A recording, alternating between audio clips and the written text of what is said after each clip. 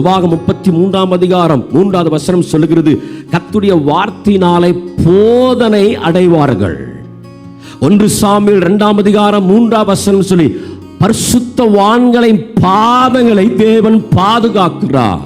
2 நாளாகமம் 6ஆம் அதிகாரம் 41ஆம் வசனத்தை வாசிக்கும் பொழுது, பரிசுத்தவான்கள் நன்மையினால திருப்தி ஆவாங்க.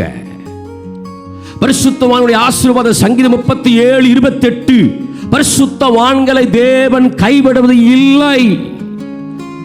தானியேல் 7:18, தானியேல் 7:24, ராஜ்யத்தை சுதந்தரிப்பார்கள் பரிசுத்தவான்கள்.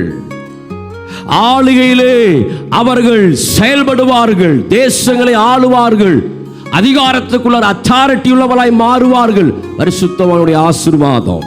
ரோமர் 8ஆம் அதிகாரம் 27ஆம் வசனம் சொல்லுகிறது, ஆவியானவர் பரிசுத்தமாக்கப்பட்டவர்களுக்கு அல்ல, ஆவியானவர் பரிசுத்தவான்களுக்காக வேண்டுதல் செய்கிறார். அல்லேலூயா.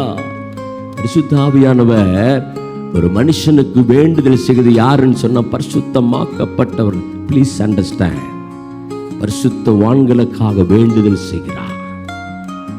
1 கொரிந்தியர் 6ஆம் அதிகாரம் 2வது வசனம், பரிசுத்தவான்கள் உலகத்தை நியாய தீர்ப்பு செய்வாங்க. ஆயிரம்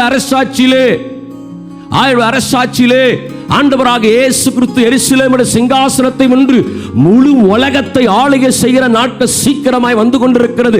அப்ப யார் ரூலிங் பவர், யாருக்கு அத்தாரிட்டி, தேசங்களை, ராஜ்யங்களை, பட்டணங்களை எல்லாத்தையும் ஆளை செய்கிறவர் யார் என்று சொன்ன பரிசுத்தவான்கள். அதான் பவுல் சொல்றாரு, பரிசுத்தவான்களாக அழைக்கப்பட்டவர்கள். வெளிப்படுத்தின 19ஆம் அதிகாரம் 8ஆம் வசனத்தில், பரிசுத்தவான்களுக்கு சுத்தமும் பிரகாசமுள்ள வெண்வஸ்திரத்தை தேவன் கொடுக்கிறாரா. அப்ப பரிசுத்தவான்களா கண்டிப்பா நம்ம மாறிதான்.